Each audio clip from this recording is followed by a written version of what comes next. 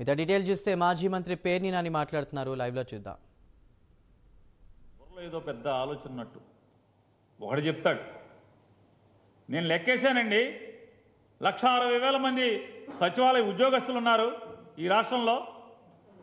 ఈ సచివాలయ ఉద్యోగస్తులు 65,90,000 చిల్లర ఎంతో దగ్గర 66 లక్షల మంది పెన్షన్దారులు ఉన్నారు.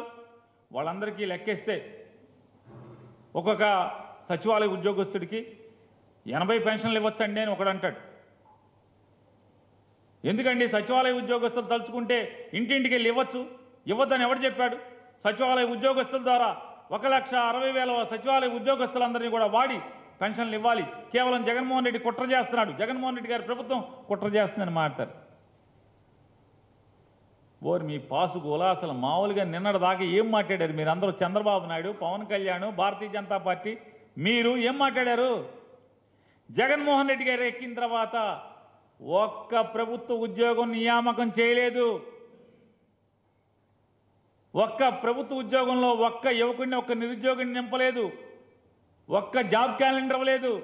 అసలు ప్రభుత్వ ఉద్యోగాలు నింపలేదన్నారు. ఈ సచివాలయ వ్యవస్థ ఎక్కడిది? నువ్వు పెట్టావా చంద్రబాబు నాయుడు? ఈ సచివాలయ వ్యవస్థ నువ్వు పెట్టావా? సచివాలయంలో 10 మంది ఉద్యోగస్తుల్ని వాళ్ళు 1,60,000 మంది చెప్తున్నావు కదా. ఈ 1,60,000 మీ నోటితో మీరు చెప్పారు కదా. ఎన్నికల కమిషన్కి వెళ్ళి కాగితం ఇచ్చారు కదా. 1,60,000 మంది సచివాలయ ఉద్యోగస్తులు ఉన్నారు. జగన్మోహన్ రెడ్డి గారి ప్రభుత్వం కుట్ర చేస్తుంది. ఈ సచివాలయ ఉద్యోగస్తుల ద్వారా ఇంటింటికి పెన్షన్ ఇవ్వచ్చు అని మాట్లాడారు. ఎవడు వీళ్ళందరూ?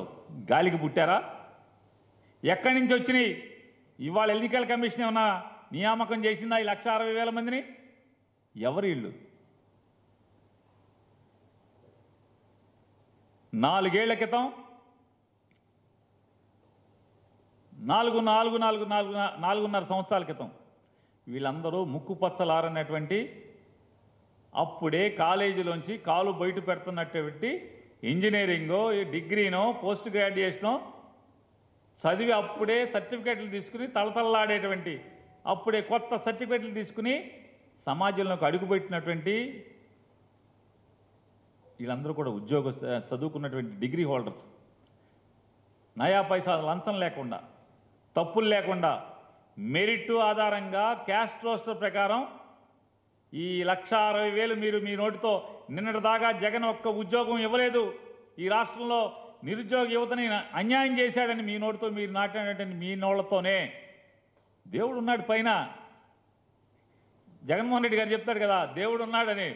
దేవుడు ఉన్నాడు కాబట్టే మీ పాపమ్మ నోళ్లతోనే నిన్నటి దాకా జగన్మోహన్ రెడ్డి గారు ఒక్క ఉద్యోగం కూడా నియామకం చేయలేదు అన్నటువంటి మీ పాపపు నోళ్లతోనే మీరే ఇవాళ ఎలక్షన్ కమిషన్ దగ్గరికి వచ్చి సంతకాలు పెట్టి జగన్మోహన్ రెడ్డి గారు రాష్ట్రంలో అద్భుతమైనటువంటి సచివాలయ వ్యవస్థను ఏర్పాటు చేశాడు.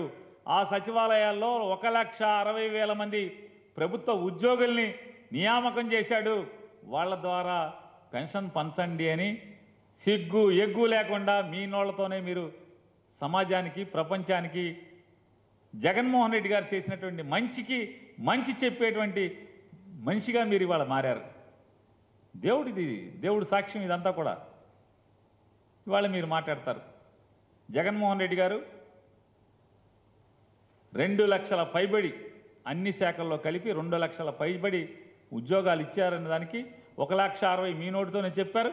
మళ్ళీ రేపో మాపో ఖచ్చితంగా ఆ మిగతా 50,000 చిల్లర ఉద్యోగాలు కూడా నియామకం ఎలా చేశాడో కూడా దేవుడు మీ నోటితోనే పలికించే రోజు ఏది రేపో ఎల్లుండో ఖచ్చితంగా వచ్చి తీరుతుందని కూడా మీకు చెప్తూ, అట్లాగే సచివాలయ వ్యవస్థ గురించి ఒప్పుకున్నారు, వాలంటీర్ వ్యవస్థ గురించి మాట్లాడుతున్నారు. నేను ఒకటే మీకు చెప్తున్నాను, అసలు మీకు చంద్రబాబు నాయుడికి వయసు ముదిరిపోయి వయసు మీద పడి 75 ఏళ్ళు వయసు వచ్చేసి కాకపోతే ప్రజలు వాళ్ళు ఒకటి ఉన్నారు,